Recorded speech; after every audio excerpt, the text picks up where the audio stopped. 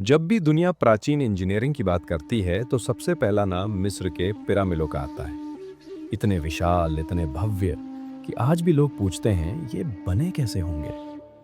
लेकिन क्या आप जानते हैं कि उसी दौर में भारत में भी एक ऐसी वास्तुकला विकसित हो रही थी जिसे देखकर आज के वैज्ञानिक भी चौंक जाते हैं। और वो है होयसल मंदिरों की अद्भुत इंजीनियरिंग। आज हम प्राचीन भारत और मिस्र की तुलना करेंगे और जानेंगे कि क्या होयसल मंदिरों की रचना पिरामिडों से भी अधिक जटिल थी। गीजा के पिरामिड लगभग 140 मीटर ऊंचे हैं, लाखों पत्थरों से बने हुए, जिनमें से कई पत्थर 50 से 80 टन तक भारी थे।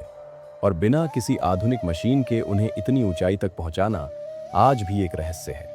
इतना ही नहीं, पिरामिडों का उत्तर दक्षिण दिशाओं के साथ सटीक तालमेल ऐसा है कि आज भी उसे दोहराने के लिए आधुनिक उपकरणों की जरूरत पड़ती है। यानी पिरामिड निर्माण की सबसे बड़ी चुनौती था उसका स्केल और वजन। अब जरा भारत की ओर ध्यान दें। बेलूर और हलेबीडु जैसे होयसल मंदिरों में चुनौती आकार की नहीं, बल्कि बारीकी और प्रिसिजन की थी। यहाँ कठोर ग्रेनाइट नहीं, बल्कि स्टियाटाइट जैसे नरम पत्थर का उपयोग किया गया, जो तराशने के समय मुलायम होता है और समय के साथ कठोर हो जाता है। और इसी पत्थर पर इतनी सूक्ष्म नक्काशी की गई कि कपड़ों की सिलवटें, आभूषण, पशु पक्षी और यहाँ तक कि छोटे जीव भी पत्थर में जीवित लगते हैं। इसी कारण होयसल मंदिरों को इमारत नहीं, बल्कि पत्थर की आभूषण कला कहा जाता है।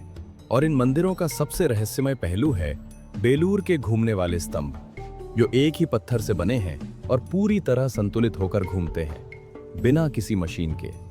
जहां मिस्र की इंजीनियरिंग ऊंचाई, वजन और शक्ति का प्रतीक थी, वहीं होयसल इंजीनियरिंग विस्तार, संतुलन और कलात्मक पूर्णता का उदाहरण थी। पिरामिडों को बनाने में लाखों मजदूर लगे, लेकिन होयसल मंदिरों को गढ़ने में हजारों कुशल शिल्पकारों का कौशल लगा।